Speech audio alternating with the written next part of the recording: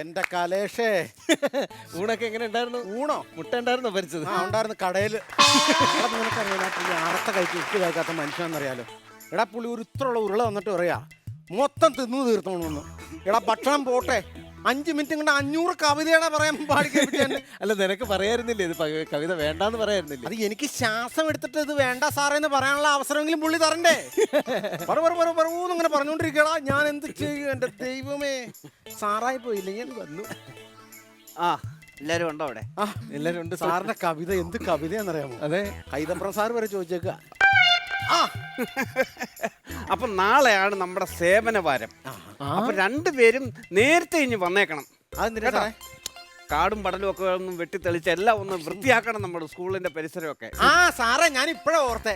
ഞാൻ മിനിഞ്ഞാന്ന് വന്നിട്ടേ സാർ ഉദ്ദേശിച്ച കാടും പടലും ഒക്കെ വലിച്ച് താഴെ ഇട്ടിട്ടുണ്ട്. ഞാൻ പറഞ്ഞ കാര്യമില്ല, ഇവൻ വന്നാ മതി. നീട്ടോ അത്? ഞാനത് ഇട്ടു. അത് നീയായിരുന്നോ ചെയ്തേ? അത് ഞാനാ സാറാ ചെയ്തേ. സുരേന്ദ്രൻ എന്താ സാറേ?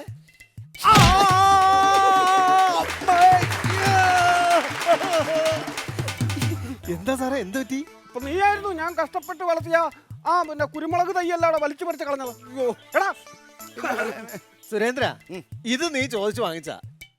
ആണോ സാറേ? അപ്പൊ നമുക്ക് പാഠഭാഗത്തിലേക്ക് കിടക്കാം. സർ, ഇത് കണക്ക് പീരീഡാ, സാറിന്റെ പീരീഡ് അല്ല. മറ്റേ പൊളിഞ്ഞ പാലത്ത് താമസിക്കുന്ന മാത്യു സാർ, മീശയില്ലാത്ത മാത്യു സാറെ അറിയാം. മാത്യു സാറിന് വരാൻ പറ്റില്ല. പൊളിഞ്ഞ പാലത്തൊന്നും വരുമല്ലേ, പാലം പൊളിഞ്ഞടക്കല്ലേ അവർ കഴുത്തേ. അതുകൊണ്ട് പാഠഭാഗങ്ങൾ ഒരുപാട് തീരാൻ കിടക്കല്ലേ, ഓണപ്പരീക്ഷ വരികയല്ലേ. അതുകൊണ്ട് ഇപ്പൊ ഞാനങ്ങ് പഠിപ്പിക്കാന്ന് വിചാരിച്ചു. ആണോ? കണ്ടകശനി കൊണ്ടേ പോകും. കവിതയാണോ സാർ? കവിതയാണ്. അങ്കണത്തൈമാവിൽ നിന്നാദ്യത്തെ പഴം വീഴേ, അമ്മതൻ നേത്രത്തിൽ നിന്നുതിർന്നു ചുടു കണ്ണീർ. അമ്മതൻ നേത്രത്തിൽ നിന്ന് എന്ത് വീണെന്നാ പറഞ്ഞത്? ചുടു കണ്ണീർ. ഉതിർന്നു ചുടു കണ്ണീർ. അതെ. എന്തിനാണത് ഉതിർന്നത്? പറയൂ സുരേന്ദ്രൻ, പറയൂ. അമ്മതൻ നേത്രത്തിൽ നിന്ന് എന്തിനാണ് ചുടുകണ്ണീർ ഉതിർന്നു വീണത്? അതെന്തിനാ ഇപ്പൊ അങ്ങനെ ഒരു ആവശ്യം വരേണ്ട കാര്യമില്ലല്ലോ. അതാണ് എനിക്കും അറിയാൻ വയ്യാത്തത്. അതെ, ഇതെന്തിനാണ് ഉതിർന്നു വീണത്? അത് എനിക്കറിയില്ല സാറേ. അത് അറിയില്ല. ഇത് ഇന്നലെ ഞാൻ എത്ര തവണ നിന്നെ ഞാൻ പഠിപ്പിച്ചതാണ്. അയ്യോ, എന്താ സുരേന്ദ്ര നീ ഇങ്ങനെ ഉഴപ്പുന്നത്? നിനക്ക് പഠിച്ച് വലിയ ആളാവണ്ടേ? പഠിക്കുന്നത് എന്താണ് നിന്റെ തലേ കയറാത്തത്? നിനക്ക് ബുദ്ധിയില്ലടാ. ഉണ്ട്. കഴുത എത്ര തവണ നിന്നോട് പറഞ്ഞു തന്നു? അമ്മ തൻ നേത്രത്തിൽ നിന്ന് ഉതിർന്നു ചുടു കണ്ണീർ. എന്ത്? അമ്മ തൻ നേത്രത്തിൽ നിന്ന് ഉതിർന്നു ചുടു കണ്ണീർ.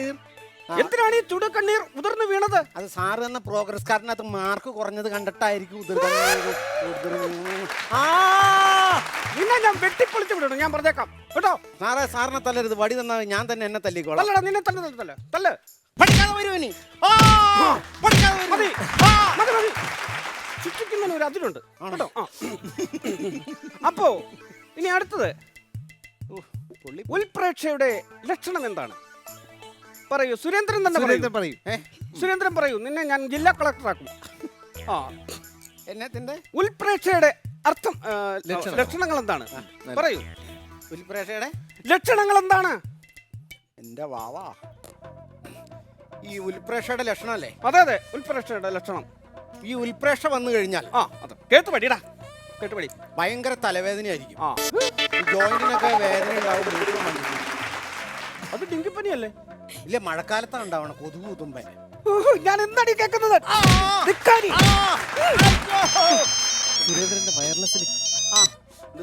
Wireless hello hello hello, സുരേന്ദ്രനല്ലേ? അതെ, സുരേന്ദ്രനാണ്. ഓവർ. ഞാൻ IG ആണ് വിളിക്കുന്നത്. എന്നാ സാറേ? സുരേന്ദ്ര, നമ്മുടെ മന്ത്രി സെക്രട്ടേറിയറ്റിന്റെ പുറകു വഴി വരികയാണ്. മെയിൻ വഴി വന്ന പൈസ കൊടുക്കണ്ട പുള്ളി വല്ലവർക്കും?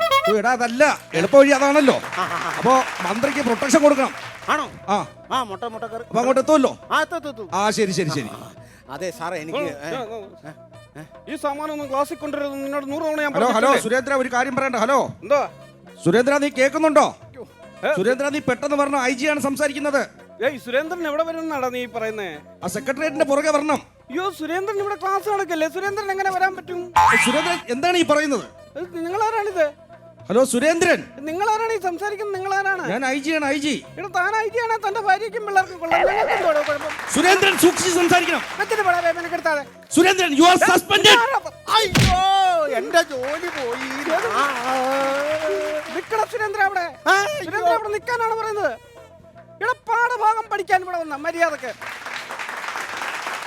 ഇനി നമ്മുടെ ഗ്രാൻഡ് മാജിക്കൽ സർക്കസിന്റെ സമയം കഴിഞ്ഞു. അപ്പൊ നമ്മുടെ വിശിഷ്ട അതിഥി ഇവിടെ ഉണ്ട്, ടിനിച്ചേട്ടനുണ്ട്. ടിനിച്ചേട്ടൻ കൗണ്ടറൊക്കെ പറയാന്ന് പറഞ്ഞിട്ട് ടിനിച്ചേട്ടൻ വലുതായിട്ട് കൗണ്ടറുകളൊന്നും പറഞ്ഞില്ല. അപ്പോൾ ടിനിച്ചേട്ടനെ കൊണ്ട് ആരെങ്കിലും അനുകരിപ്പിക്കണ്ടേ നമുക്ക്? തീർച്ചയായിട്ടും നമുക്കപ്പോൾ എന്തായാലും ഈ എപ്പിസോഡ് വൈൻഡപ്പ് ചെയ്യാറായതുകൊണ്ട് അദ്ദേഹത്തെ ഈ വേദിയിലേക്ക് സ്വാഗതം ചെയ്യാം അല്ലേ? വരും. സ്വാഗതം ടിൻചേട്ടാ. എങ്ങനെ ഉണ്ടായിരുന്നു നമ്മുടെ ഗ്രാൻഡ് മാജിക്കൽ സർക്കസിന്റെ ആദ്യ ദിനം? എപ്പോഴും ഒരു ഷോ എന്ന് പറയുമ്പോൾ ഒന്നെങ്കിൽ മാജിക്കിനെ ബേസ് ചെയ്തിട്ടായിരിക്കും, അല്ലെങ്കിൽ ഒന്ന് കോമഡിനെ ബേസ് ചെയ്തിട്ടായിരിക്കും, ഒന്ന് അഡ്വഞ്ചറിനെ ബേസ് ചെയ്തിട്ടായിരിക്കും. ഇതിൽ ഇല്ലാത്തത് എന്താണ് എന്നാണ് ഞാൻ അല്ല, ഡാൻസ് വന്നപ്പോ ചോദിച്ചു ഇതിൽ ഡാൻസ് ഉണ്ടോ? ഞാൻ പറഞ്ഞു ഡാൻസ് ഉണ്ട്. അതെ. അപ്പൊ കോമഡി വന്നപ്പോ കോമഡി ഉണ്ടോ എന്ന് ചോദിച്ചു. അല്ല, ഡാൻസിന്റെ ആണെങ്കിൽ ഡാൻസിന്റെ റിയാലിറ്റി ഷോ ആയിരിക്കും. പക്ഷെ ഇതെല്ലാം ഇതിലില്ലാത്തത് എന്താണെന്നാണ് ഞാൻ ചോദിക്കുന്നത്. അതാണ് നമ്മുടെ ഗ്രാൻഡ് മാജിക്കൽ സർക്കസിന്റെ പ്രത്യേകത. ഇതൊരു കംപ്ലീറ്റ് പാക്കേജ് ആണ്, ബോറടിക്കില്ല. ആകെ ഒരു കുറവുണ്ടായിരുന്നു എന്റെ ഇരുന്ന, ഇപ്പൊ അതുമായി. അത് കലക്കി എല്ലാ കൗണ്ടറിനും പകരം ലാസ്റ്റ് ഒരു കിടിലൻ കൗണ്ടർ, ലാസ്റ്റ് ഒരു ഉപ്പ് ഇത്തിരി ഇട്ട് കൊടുക്കണ്ടേ? സൂപ്പർ. അപ്പോൾ നമുക്ക് പിന്നെ ഈ അവസാന വേളയിലാണ്. അപ്പോൾ ഒന്ന് ആൾക്കാരെ ഒന്ന് ഞെട്ടിക്കാനായിട്ട് ഒരു ചെറിയ പ്രകടനം. ഇവരൊക്കെ ഞെട്ടിച്ചു കഴിഞ്ഞു, ഇനി ഞാനെങ്ങനെ ഞെട്ടിക്കാനാ? എന്നാലും ഇപ്പോൾ ഒരു തവണ നമ്മുടെ മോദി സാറ് വന്നപ്പോൾ ട്രാൻസ്ലേഷന് കുറച്ച് പ്രോബ്ലം ആയി. നമ്മുടെ പൂരപ്പറമ്പിൽ വെച്ചാണ് സംഭവം നടന്നത്. അത് അദ്ദേഹത്തിന് മൈക്ക് കേൾക്കാൻ പറ്റാഞ്ഞിട്ടാണെന്നാണ് പറയുന്നത്. അപ്പൊ കാര്യം എന്താണെന്നുള്ളത് ഇപ്പോഴും അതിന്റെ അന്വേഷണത്തിലാണ്. എന്തായാലും അടുത്ത തവണ അദ്ദേഹം വരുമ്പോൾ അത് ട്രാൻസ്ലേറ്റ് ചെയ്യാൻ വേണ്ടിയിട്ട് നമ്മളെ വെള്ളാപ്പള്ളി നടേശൻ സാറിനെ ഏൽപ്പിച്ചാൽ എങ്ങനെ ആയിരിക്കും എന്നുള്ളത്. അതായത് ഇപ്പൊ നമുക്കറിയാം, നടേശൻ സാറിന് എല്ലാവർക്കും അറിയാം, അറിയില്ല എല്ലാവർക്കും അറിയില്ലേ? അതായത് നമ്പൂതിരി മുതൽ നായാടി വരെ ഇങ്ങനത്തെ ഒരു ശബ്ദമാണ്. അപ്പൊ അതാണ് ട്രാൻസ്ലേറ്റ് ചെയ്യാൻ വരുന്നത്. ഓണത്തിന് വരുമ്പോൾ എങ്ങനെയായിരിക്കും നടേശൻ സാറ് ട്രാൻസ്ലേറ്റ് ചെയ്താൽ? भारत के 125 करोड़ मेरे प्यारे देशवासियों, ഭാരതത്തിലെ കോടിക്കണക്കിനായ ദരിദ്രവാസികളെ, ओणम केरल के सबसे मुख्य त्योहार है. ഓണത്തിന് കേരളത്തിന് കിട്ടേണ്ട സബ്സിഡി ആരോ മനഃപൂർവ്വം മുക്കി എന്നാണ് അദ്ദേഹം പറയുന്നത്. ओणम श्रावण महीने में मनाया जाता है. ഓണത്തിന് ശ്രദ്ധിച്ച് മഞ്ഞ വസ്ത്രം ധരിച്ച് ജാഥയ്ക്ക് എത്തണമെന്നാണ് അദ്ദേഹം പറയുന്നത്. वंदे मातरम. പുള്ളിക്ക് തിരക്ക ബിസിയാണ്. വൺ ഡേ മാത്രം, ഒരു ദിവസം മാത്രമേ ഉണ്ടായിരുന്നു. ടൂറ് പോകണം, അതാ. അങ്ങനെ ആയിരിക്കും എന്നാണ് എന്റെ സങ്കല്പം. ഇത് കാണുക കേൾക്കുക മറന്നു കളഞ്ഞിരിക്കുക. തുടക്കം പോലെ തന്നെ നമ്മുടെ എപ്പിസോഡിന്റെ അവസാനം പൊരിച്ചു എന്ന് പറയാം. എന്താന്നറിയോ, ഈ ഒബ്സർവേഷൻ ഇവരെങ്ങനെയൊക്കെയാണ് ഇത് പറയുന്നത്, ദേശവാസിയും പറഞ്ഞതിന്റെ ടോൺ കണ്ടില്ലേ? അതുപോലെ വെള്ളാപ്പള്ളി നടേശൻ സാർ സംസാരിക്കുന്ന രീതി കണ്ടില്ലേ? അതാണ് ഇൻട്രിക്കേറ്റ് ഡീറ്റെയിൽസ് വരെ. കലേഷേട്ടനെയും പെട്ടെന്ന് അനുകരിക്കാൻ പറ്റുന്ന കുറെ ഫീച്ചേഴ്സ് അല്ലേ? കലേഷിനെ അനുകരിക്കാന്ന് പറഞ്ഞാൽ ചിരിച്ചാൽ മതിയല്ലോ. നമുക്ക് എന്ത് രസമാണ്. നമ്മൾ അവിടെ ചെന്ന് കഴിഞ്ഞപ്പോൾ അവര് മരിച്ചു കിടക്കുന്നത് കണ്ടപ്പോൾ വളരെ സന്തോഷം തോന്നുന്ന ഒരു അനുഭവമായിരുന്നു. അവർ ചുറ്റുമുള്ളവരെല്ലാവരും കരയുകയായിരുന്നു. കരഞ്ഞുകൊണ്ടിരിക്കുമ്പോൾ നമുക്ക് സന്തോഷം തോന്നുന്ന ഒരു അനുഭവം. കാരണം ചിരിയിലൂടെയാണ് പ്രസന്റ് ചെയ്യാൻ സാധിക്കും. ചിരി എന്ന് പറഞ്ഞാൽ നല്ലൊരു വികാരം തന്നെയാണ്. ഞാൻ പറഞ്ഞില്ലേ, ചിരിക്കാൻ സാധിക്കുന്നത് തന്നെ ജനങ്ങളെ ഏറ്റവും ഇഷ്ടപ്പെടുന്ന ഒരു വികാരം ചിരിയാണ്. ഇപ്പൊ സിനിമ കാണാൻ പോകുമ്പോഴും ചിരിപ്പിക്കുന്ന ഭാഗങ്ങളാണ് എല്ലാവരും ആഘോഷത്തോടെ കാണുന്നത്. കരയാൻ ആർക്കും താല്പര്യമില്ല അല്ലേ? അപ്പൊ ഇതെല്ലാം ചിരിക്കാനുള്ള ഒരു വിഭവങ്ങൾ ഒരുക്കുന്ന, ചിരിക്കാനും സന്തോഷിക്കാനും ഒരുക്കുന്ന വിഭവമാണ് ഗ്രാൻഡ് മാജിക്കൽ സർക്കസ്. അപ്പോൾ എല്ലാവരും കാണാൻ ഇഷ്ടപ്പെടുന്നു. അതുകൊണ്ട് തന്നെയായിരിക്കും എന്റെ റേറ്റിംഗ് കൂടി വരുന്നത്.